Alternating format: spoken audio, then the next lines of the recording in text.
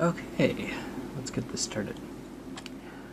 I made this because, well, there have been questions about what does what when it comes to power in IC² or industrial craft for most of you.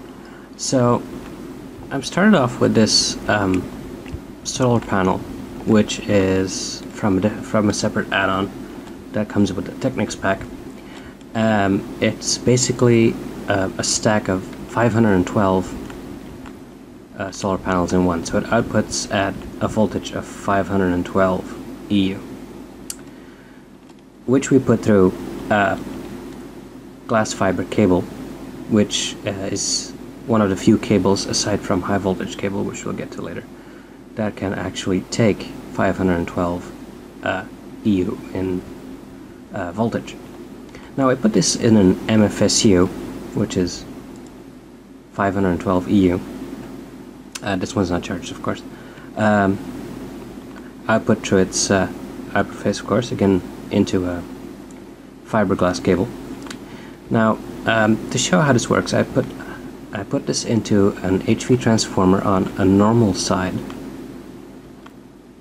and then gave that transformer a redstone signal. Now, this HV cable here is connected to the high voltage output, like that one. Let me just replace that one. So yeah, so on both sides it's connected to this output side. Now what this does is, while this is getting a redstone signal, it'll take the 512 volts coming in and output that at 2048 U. This is done to bridge very, very long distances. Due to energy loss over distances, yeah, this is basically the only way you can do it, because out of 2048 it'll take a while before you drop low enough to not be able to get to 512 anymore. Now the only cable that can handle that is high voltage cable. Now you might have noticed, but the cable I'm using is 4 times insulated, which is a type of, it's 3 times insulated, but that aside. So 4 times insulated, high voltage cable.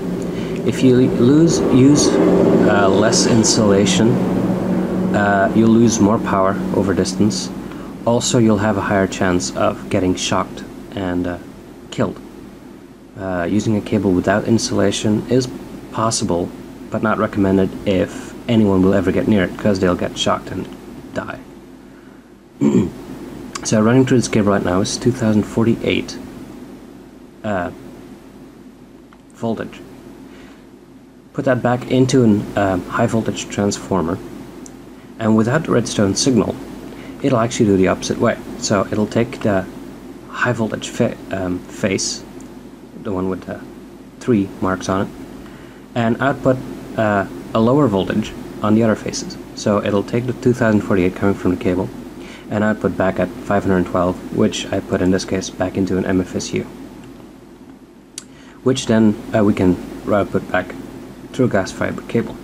Now, since 512 volts is unusable by most devices, we're going to tune that down again. So our glass fiber cable runs into the high voltage face of a medium voltage transformer, which again, without the redstone power on it, takes the 512 and then turns that down into medium voltage as 128, and we can output that to a gold cable, which I forgot to mark here.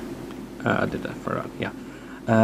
Also, the induction furnace can run straight off the 128, as you can see here. See, it functions. If I give that a redstone signal,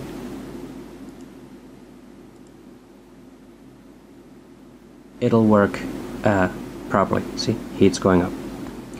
Now I put that in an MFE, which is fully charged already, since that also takes 128, then through a gold cable into a low voltage transformer, again without a redstone signal.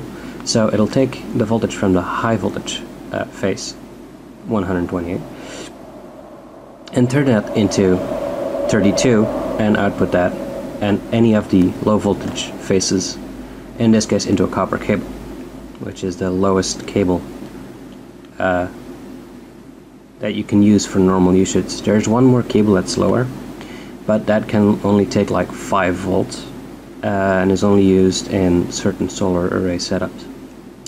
Now, since now we got our 32 EU, we run that into a bat box, which will also output 32. Run that back to a copper cable, 32, and I'll run, in this case, a macerator, which runs on 32. Yeah, that's it. It's a bit short. I hope you find it useful. Thank you very much.